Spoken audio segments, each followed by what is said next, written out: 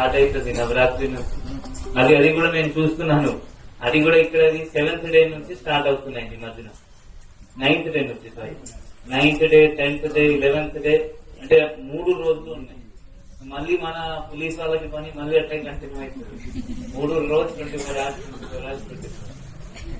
మీ అందరితో రిక్వెస్ట్ ఏంటి అంటే, సేమ్ గణేష్ నిమజ్జనంలో లేకపోతే గణేష్ పెట్టినప్పుడు మీకు ఏమేమి ఇన్స్ట్రక్షన్స్ ఇచ్చాము, ఆర్గనైజర్స్ మోస్ట్లీ సేమే ఉన్నారు.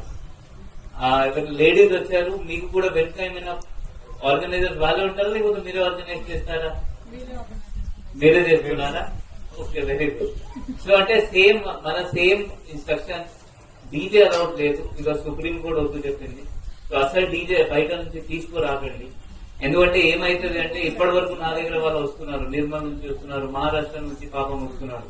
సో డీజే ఇచ్చేసింది. మనం చాలా డీజేస్ పట్టుకున్నాము, ఇప్పుడు మన కస్టడీ ఉన్నాయి, కోర్టు ఉంది. పాపం వాళ్ళకి ఇబ్బంది అవుతుంది. మీరు వాళ్ళ గురించి కూడా ఆలోచించండి. మీకు ఆల్రెడీ లాస్ట్ టైం బట్టి మనం 2 స్పీకర్స్ కి పర్మిషన్ ఇస్తాము. 2 స్పీకర్స్. ఇప్పుడు అంటే నేను చూసింది ఏంటి అంటే, గణేష్ చాలా మంచిగా సెలబ్రేట్ చేశారు. లాస్ట్ డేలో అన్ని డాన్స్ చేసిన తర్వాత లేడీస్ ఉంటే లేడీస్ వాళ్ళ ఇంటికి పోయారు.